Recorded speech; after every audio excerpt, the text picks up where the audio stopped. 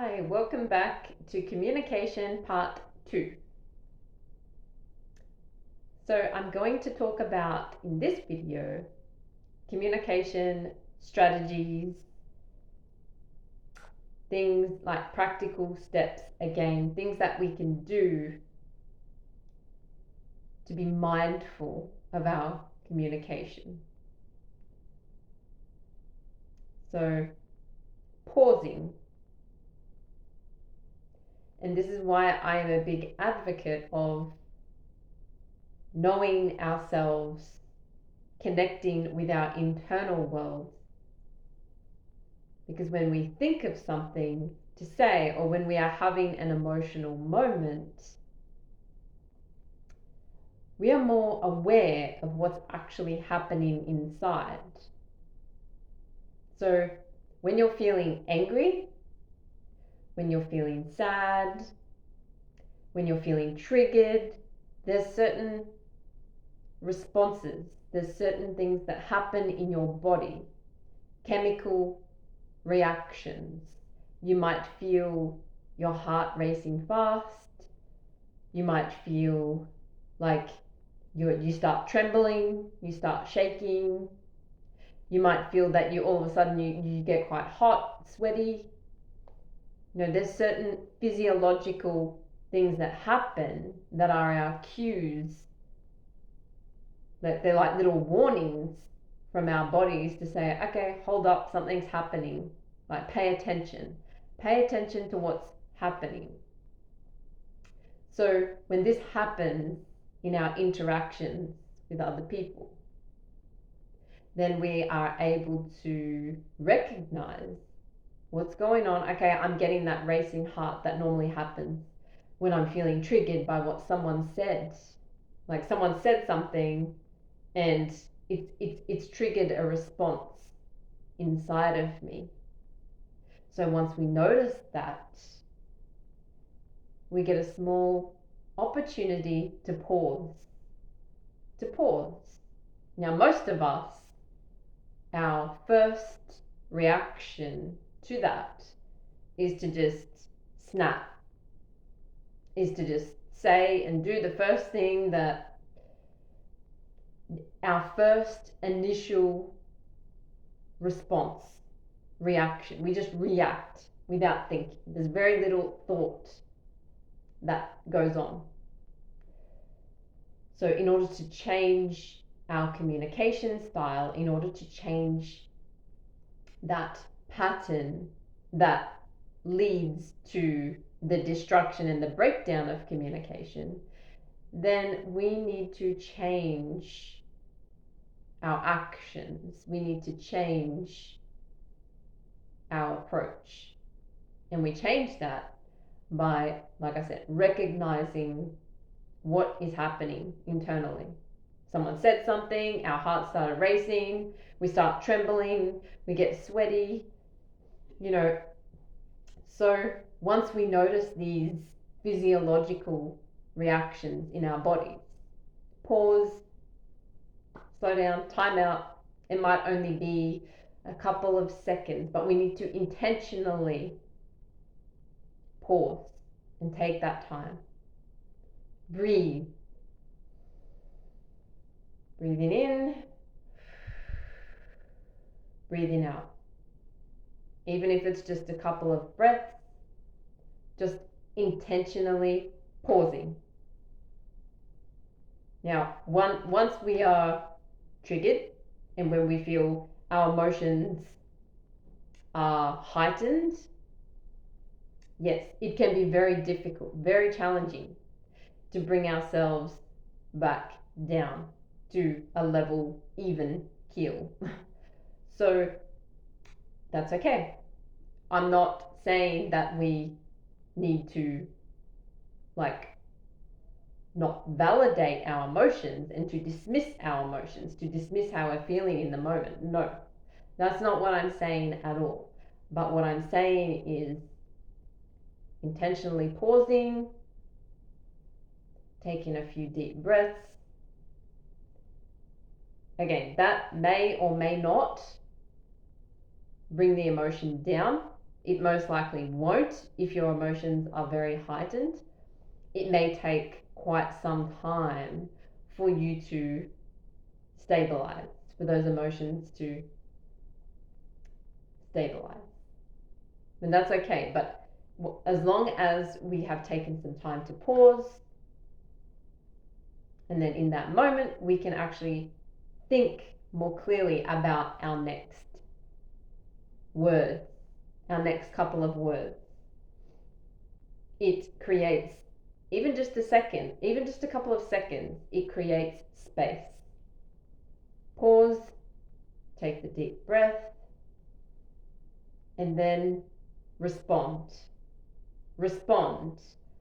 If we feel like we are just way too emotional in the moment, then we remove ourselves from the situation. I believe that is the best thing to do. If you are feeling extremely emotional, extremely triggered, you find it very hard, difficult to calm yourself down, then if you want to de-escalate the situation, then the most effective communication strategy is to actually verbalize and communicate to the person that you are talking to. Hey, I'm very emotional right now. I'm just going to take some time out. We'll come back to this discussion once I'm feeling better. Is that okay? Is it okay if we come back to this conversation like when I'm feeling calmer? Just communicating that and then removing ourselves from the situation, taking some deep breaths and just creating some space before we come back to the conversation. Because if we just go full force with emotion, if we communicate simply with the full force of emotion and we're just reacting, then we're not going to end up with a very good result. I mean, the communication is just going to completely be disastrous. I've learnt this from personal experience, that the most effective communication that I've ever had in my life is always, always, always when I am level-headed, calm, I've created some space. Maybe we needed to just not talk for the whole night and then get some sleep and then wake up with a clearer mind, feeling a lot more refreshed and ready to actually have that conversation the next day. It has never been when I am highly emotional, highly triggered.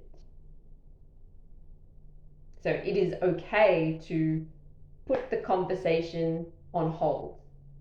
Come back to it. Make a time to come back to it, but it is always okay to just put it on hold while the emotions are heightened. And until they stabilize, that's when you continue the conversation. In regards to relationships, the dynamic between the masculine and feminine energy, the feminine is typically more emotional. The woman or whoever has the dominant feminine energy in the relationship, or whatever, between the masculine and the feminine, whichever is your more dominant, you tend to lead with that energy. So with the feminine energy, emotional, they are attuned to the emotional world. So with me, I identify mostly with the feminine energy. That is my dominant energy. So during conversations, or during interactions, I am definitely a lot more emotional. So I tend to cry easily. Little things make me cry. seemingly little things. I'm quite sensitive, but I've had to learn to tame that about myself, not to eradicate that side of myself, but to tame it and to also be aware of it. But I find that the masculine energy tends to lead with logic and practical solutions. So the masculine is like, well, why are you so emotional? Let's just come up with a solution. Let's figure this out. What are we going to do about this? So coming at the situation from two different angles, two different perspectives, it's quite normal that communication can break down. It's not necessarily a problem that when relationships break down, as long as we learn from it, as long as we can come back together and have a conversation about it and communicate effectively, learn from it essentially. And that can create even stronger relationships. So I'm interested. What is your approach? Do you lead with your feminine or your masculine energy? What's your predominant style? Feminine, masculine, and yeah, like what have you noticed in your relationships? Like what have you noticed in your communication style? What helps? What hinders? Again. So, yes. Have you tried any of these tools? Have you tried these strategies? Have you paused? Are you able to, how long does it take you to bring those emotions down? Have there been times when you have removed yourself from situations, when you've noticed that communication is very clearly breaking down?